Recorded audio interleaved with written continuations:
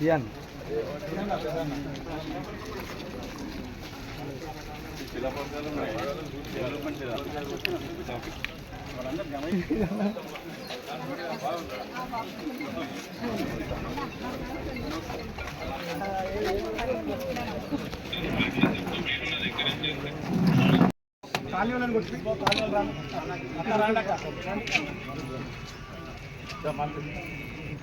మామా మామా ఓ మామా అధ్యక్షుని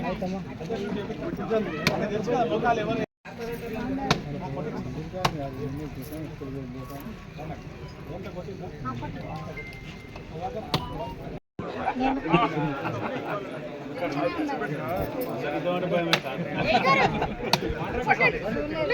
నేను పిలిచిన ఫస్ట్ టైం మాట్లాడు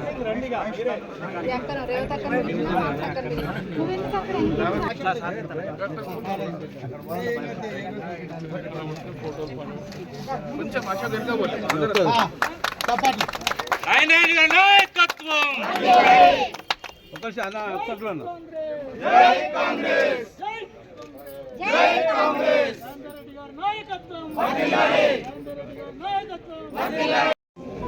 47వ డివిజన్ల నేడు 1,25 లక్షల రూపాయల రోడ్లు డ్రైనేజ్ ఏర్పాటు చేయడం జరిగింది. దానికి కొబ్బరికాయ కొట్టి ప్రారంభించడం జరిగింది. మరి కొబ్బరికాయ కొట్టడం అంటే ఇప్పుడు నేను అక్కడ కొట్టిన కాడ కొబ్బరికాయలు కొట్టింది ఆ శిలపలతో అన్నీ అట్టే ఉన్నది తప్ప ఇంతవరకు పని స్టార్ట్ కాలే.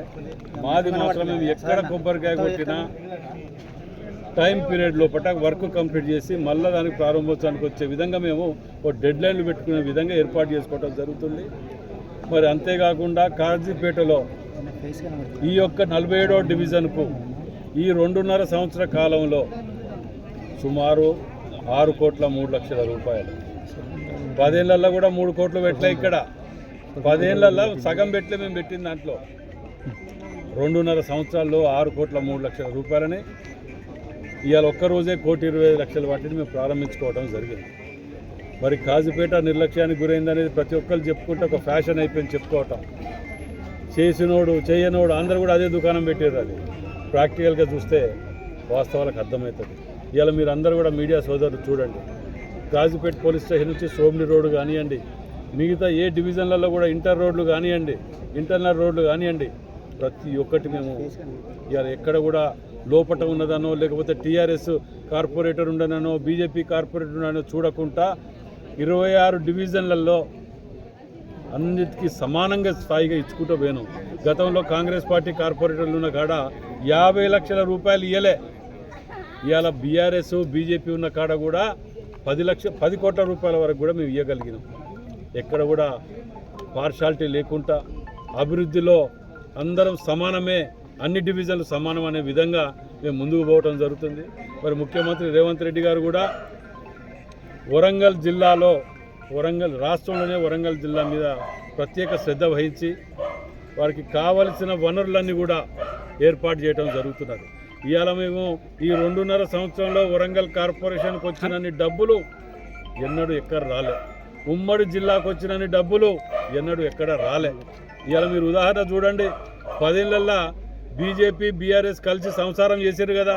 10 ఏళ్ళు డిమానిటేషన్ కానీ, జిఎస్టీ కానీ, అగ్రికల్చర్ బిల్లు కానీ వీటన్నిటికి కూడా అత్యవసరంగా అసెంబ్లీ తీర్మానం చేసి పంపించారు మద్దతుగా బీఆర్ఎస్ వాళ్ళు. కానీ ఎయిర్పోర్ట్ మాత్రం తీసుకురాలే. మేము తెచ్చినాం అది Congress party. Under ground drainage గురించి చాలా పెద్దగా మాట్లాడారు. కేసీఆర్ గారు వచ్చి ఇక్కడ వినయ్ భాస్కర్ని గెలిపియండి, అక్కడ వాళ్ళని గెలిపియండి, మీకు రాష్ట్ర ఖజానాకి డబ్బులు పెట్టి మేము అండర్ గ్రౌండ్ డ్రైనేజ్ తెస్తామన్నాడు.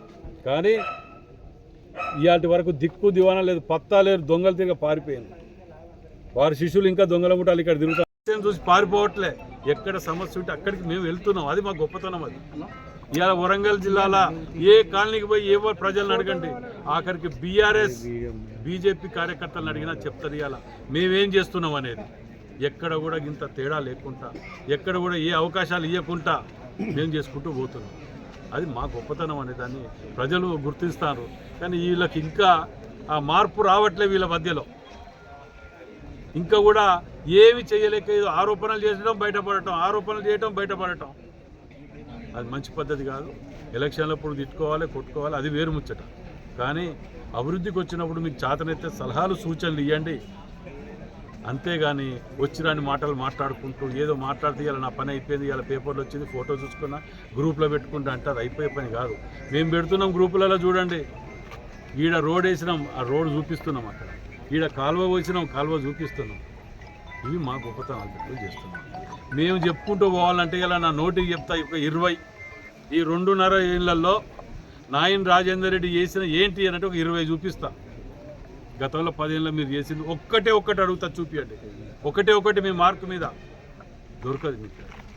ఎందుకంటే మీకున్న పర్సంటేజ్ల మీద ఉన్న శ్రద్ధ, ఈ మాట్లాడినాం అనుకోండి, ఇవన్నీ వాస్తవాలు చూపించినాం అనుకోండి. ఇప్పుడు మేము ఇదే డివిజన్లో ఇంతమంది కొబ్బరికాయ కొట్టిన కాడ పక్కకే ఒకటి వినయ్ భాస్కర్ గారు గతంలో కొబ్బరికాయ కొట్టి పోయింది. మరి ఏడపోయింది? రోడ్ ఎందుకు వేయలే? ఎన్నో జీవోలు తీసిండ్రు, ఎన్నో చేసిండ్రు, చేయలే. మేము చేసినా ఇక్కడ కళ్ళెదురుగా అవుపడుతున్నాయి. మళ్ళీ మీకు వారం రోజుల తర్వాత వచ్చి నేను చూస్తా ఎంతవరకు కంప్లీట్ అయింది అనే దాని మీద మేము పర్సూ చేస్తుంటాం. అది మా యొక్క కమిట్మెంట్. దాన్ని వదిలిపెట్టేసి కొత్త కాలయాపన చేసుకుంటా, ఆరోపణలు చేసుకుంటా, వచ్చిన మాటలు మాట్లాడుకుంటా పోవటం మంచిది కాదు. అది పద్ధతి మార్చుకోండి. మేము ఇంతకంటే ఎక్కువ మాట్లాడగలుగుతాం ఇంగ్లీష్లో, కానీ అది మంచిది కాదు, సంస్కృతి కాదు.